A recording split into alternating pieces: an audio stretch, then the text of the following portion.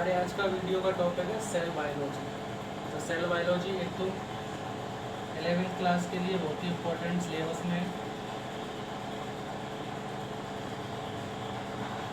दूसरा for NEET में इसमें से एवरेज 7 to 9 क्वेश्चन इसका वेटेज रहता है। तो पहला टॉपिक इस पे है सेल। सेल क्या है? जैसे कोई भी दीवार वॉल बहुत सारी ब्रिक्स से मिलके बनती है, वैसे ही कोई भी लिविंग बॉडी है वो सेल से मिलके बनती है। तो cell is the building block of living body.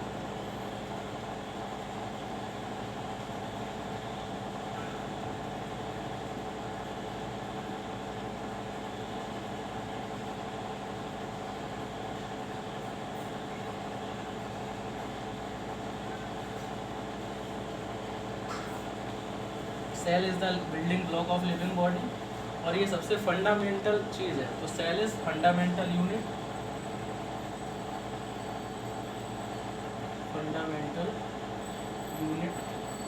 Of body. तो cell fundamental unit of body है, जैसे स्ट्रक्चरल यूनिट भी कहते हैं। तो स्ट्रक्चरल यूनिट भी है ये, स्ट्रक्चरल यूनिट ऑफ बॉडी। तो जो भी बॉडी की पूरी स्ट्रक्चर बनती है वो सेल से ही बनती है।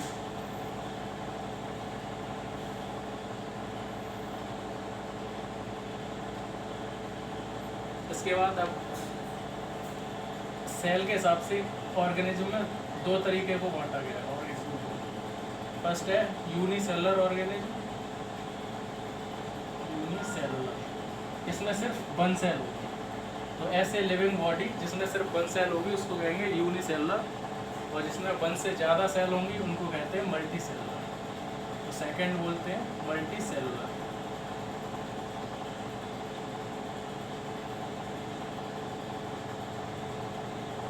इस बॉडी के अंदर more than one sales.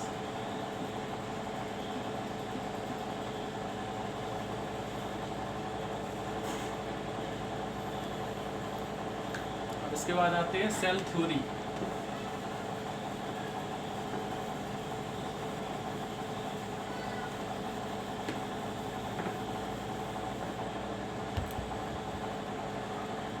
Cell theory क्या है?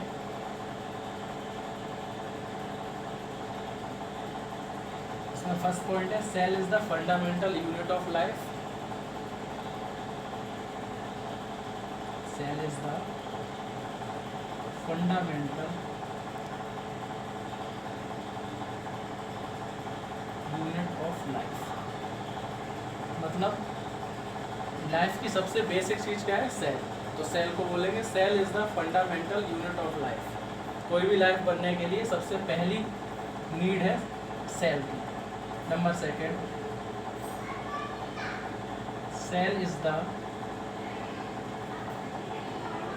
Structural unit of life.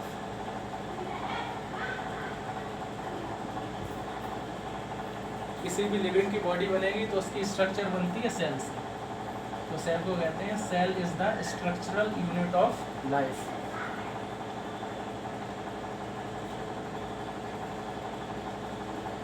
और जो भी बॉडी के फंक्शन होते हैं वो भी सेल के अंदर होते हैं। तो थर्ड पॉइंट इसमें हो जाएगा cell is the functional unit of life. Cell is the functional unit of life. तो लिविंग बॉडी के अंदर जितने भी फंक्शन होते हैं जैसे डाइजेशन, एक्सक्रीशन, रेस्पायरेशन, सारे फंक्शन एक सेल के अंदर। तो ये तीनों पॉइंट्स मिलके बनाते हैं सेल थ्योरी। जो तीनों पॉइंट हैं ये मिलके बनाते हैं cell theory.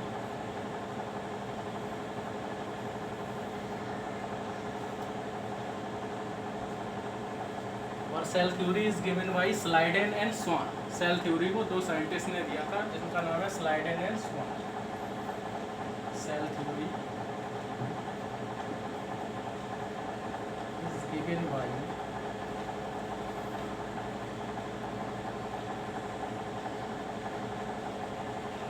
Slyden and Swan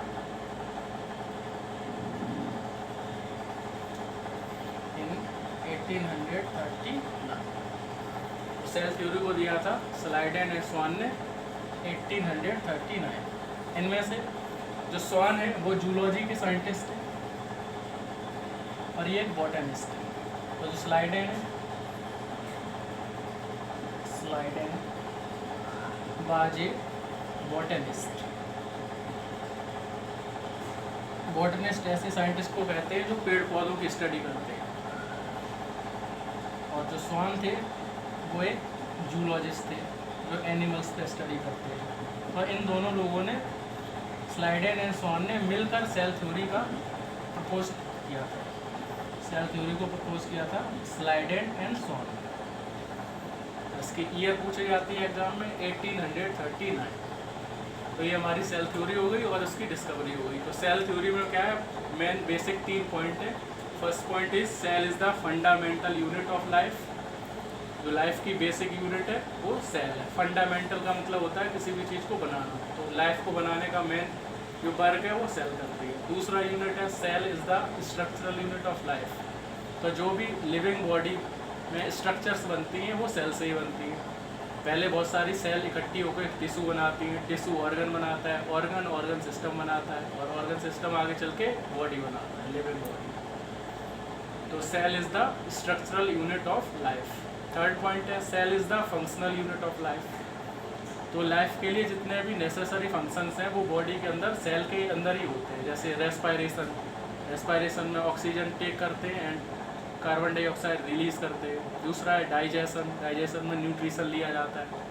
और थर्ड है मेन इंपॉर्टेंट फंक्शन एक्सक्रीशन, जिसमें बॉडी में जो भी वेस्ट मटेरियल है उनको बाहर निकाला जाता है। तो तीनों ही मेन फंक्शनल जो वर्क हैं लिविंग बॉडी के वो सेल के ही अंदर होते हैं। उसका जो मेन सेंटर होता है वो सेल होती है। तो इस तरीके से ये 3 पॉइंट ऐड होके सेल थ्योरी बनाते हैं। इसमें पहला पॉइंट है cell is the fundamental unit of life, मतलब सेल बेसिक यूनिट है लाइफ की। सेकेंड पॉइंट है cell is the structural unit of life, cell structural unit है लाइफ की। नंबर थर्ड पॉइंट है cell is the functional unit of life, cell functional unit of life की। Life के जो भी फंक्शन है वो सेल के अंदर ही होता है। अब एक क्वेश्चन आता है इसकी डिस्कवरी से, who gave the cell theory. तो cell theory is given by Schleiden and Schwann in 1839। और उसमें से स्लाइडेन एक बॉटनिस्ट हैं जो प्लांट की स्टडी करते हैं, और स्वान एक जूलॉजिस्ट थे जो एनिमल्स की स्टडी करते हैं। तो स्लाइडेन एंड स्वान ने मिलकर सेल थ्योरी दी। इसके बाद आगे बढ़ते हैं हम।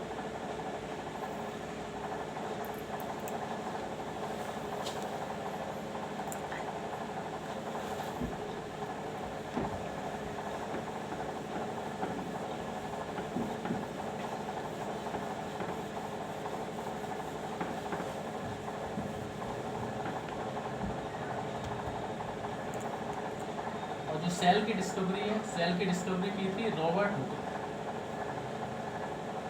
सेल, डिस्कवरी ऑफ सेल, ये क्वेश्चन आएगा। डिस्कवरी ऑफ सेल, तो डिस्कवरी ऑफ सेल की है रॉबर्ट हुक ने। रॉबर्ट हुक यानी कि cell is discovered by Robert Hooke in cork.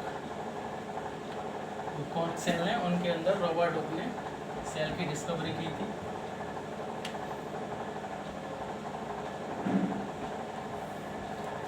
अब इसके बाद सेल को डिवाइड किया गया 2 पार्ट्स में।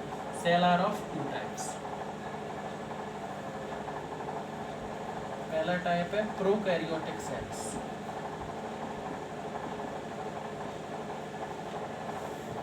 और दूसरा है यूकैरियोटिक सेल्स।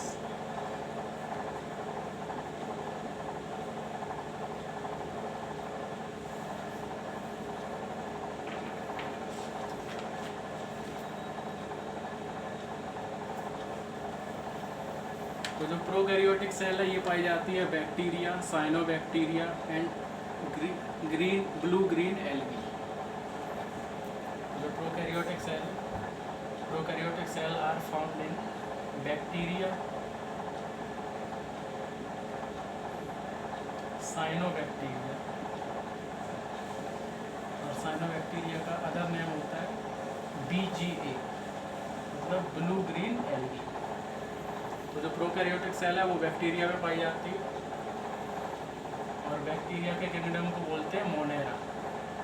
तो ये किंगडम मोनेरा के अंदर पाई जाती है प्रोकैरियोटिक सेल। और बाकी की यूकैरियोटिक सेल ये पाई जाएगी kingdom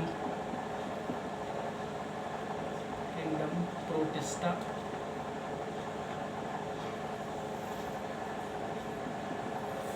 kingdom fungi,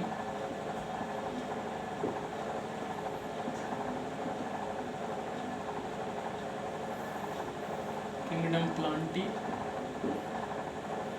and kingdom एनिमली।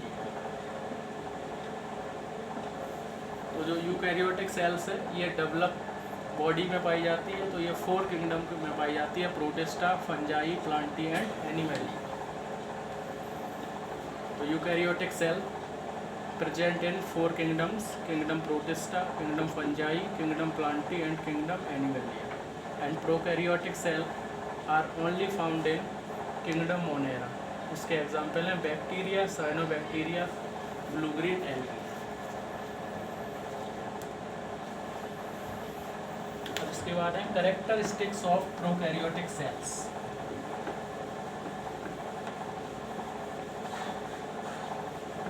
Prokaryotic cells के कैरेक्टर्स में क्या होता है? प्रोकैरियोटिक सेल एक लेस डेवलप्ड सेल है। तो नेक्स्ट हेडिंग होगी हमारी characters of prokaryotic cell.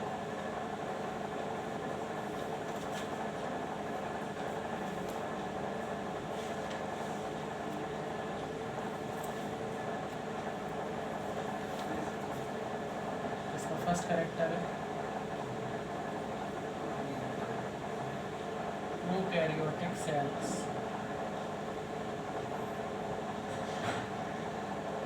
Have 70S ribosome. Prokaryotic cells के अंदर जो राइबोसोम होता है वो 70S टाइप का होता है। और second,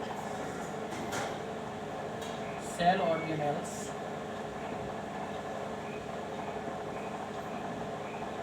like mitochondria, chloroplast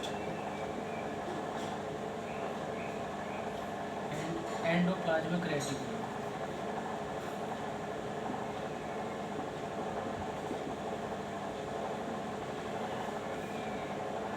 are absent. अंदर आ सकता हूँ? नहीं नहीं क्या मैं अंदर आ जाऊँ? नहीं। नहीं कैसे? Cell organelles like mitochondria, chloroplast, endoplasmic reticulum are absent in prokaryotic cell. तो जो मेन सेल ऑर्गेनेल्स होते हैं माइटोकॉन्ड्रिया, क्लोरोप्लास्ट, एंडोप्लाज्मिक रेटिकुलम, ये सब एब्सेंट होते हैं यूकैरियोटिक सेल्स में, जबकि प्रोकैरियोटिक सेल में ये सारे एब्सेंट होते हैं, जबकि यूकैरियोटिक सेल में ये प्रेजेंट होते हैं। और इसके अंदर प्रोकैरियोटिक सेल में जो राइबोसोम्स होते हैं वो 70S टाइप के होते हैं। Number third, these cells are present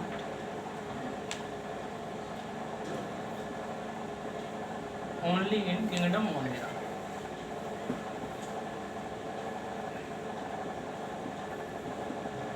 ये सेल सिर्फ किंगडम मोनेरा में प्रेजेंट होते हैं।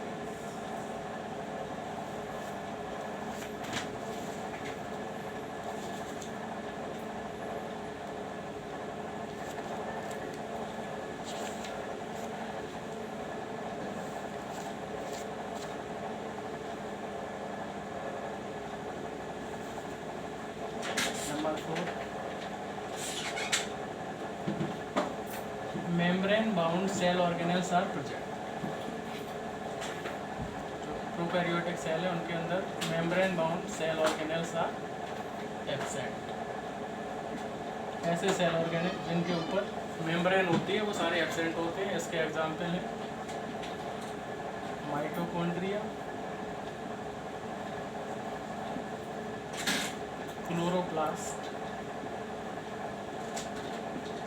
एंड ER मतलब एंडोप्लाज्मिक रेटिकुलम।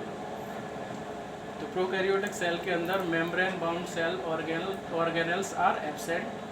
तो ये जो 3 मेन सेल ऑर्गेनेल हैं वो प्रोकैरियोटिक सेल के अंदर एब्सेंट होते हैं। Mitochondria not present, chloroplast not present, endoplasmic reticulum not present.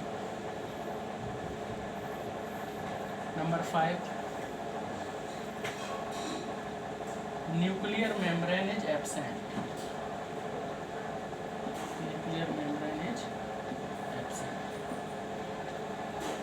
तो जो प्रोकैरियोटिक सेल का न्यूक्लियस होता है उसके ऊपर कोई भी न्यूक्लियर मेम्ब्रेन नहीं पाई जाती। तो nuclear membrane are absent in prokaryotic cells. तो ये सबसे इम्पोर्टेंट चीज़ है, न्यूक्लियर मेम्ब्रेन आर एब्सेंट। तो प्रोकैरियोटिक सेल के न्यूक्लियस के ऊपर न्यूक्लियर मेम्ब्रेन प्रेजेंट नहीं होती।